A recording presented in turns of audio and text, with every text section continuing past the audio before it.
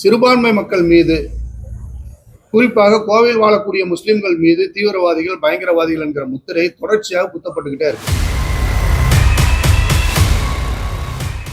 ஆனா உண்மையிலே கோவை மாவட்டம் அமைதி பூங்காவாக இஸ்லாமிய தீவிரவாதிகள் கைது என்கிற செய்தி பரப்பப்படுது. கைது செய்யப்பட்டவர்கள் யாருன்னு பாத்தீங்கன்னா முஸ்லிம்கள்.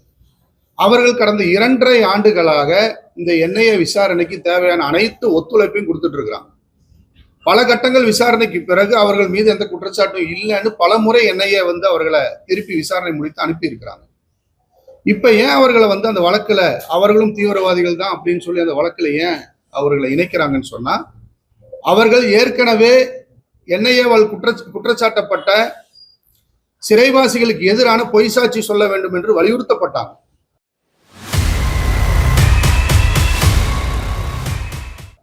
அந்த பொய் சாட்சி சொல்லாத காரணத்தினால இன்னைக்கு அவர்களும் இந்த வழக்கில் குற்றம் சாட்டப்பட்டு அவர்களும் குற்றவாளிகளாக சேர்க்கப்பட்டிருக்கிறாங்க. ஏற்கனவே சிறையில் என்ஐஏ வழக்கில் சிறையில் இருக்கக்கூடிய அசாருதீன் என்பவர், அவர் மீது ஏற்கனவே போடப்பட்ட வழக்குல அப்ரூவர் ஆகவில்லை என்ற காரணத்திற்காக அவர் மீதும் பொய் வழக்கு போடப்பட்டிருக்குது.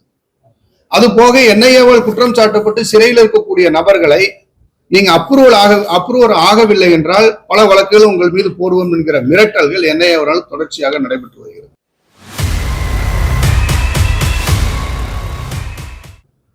அவருடைய குடும்பத்தார்கள் மிரட்டப்படுறாங்க. அவருடைய உறவினர்கள் விசாரணை என்கிற பெயர்ல அலைகடிக்கப்படுறாங்க. அவர்களுக்கு சட்ட ரீதியாக உதவி செய்யப்படக்கூடிய தன்னார்வலர்கள் மிரட்டப்படுறாங்க. கண்காணிப்பு என்ற பெயர்ல முடக்கப்படுறாங்க. இது அப்பட்டமான மனித உரிமை மீறலாக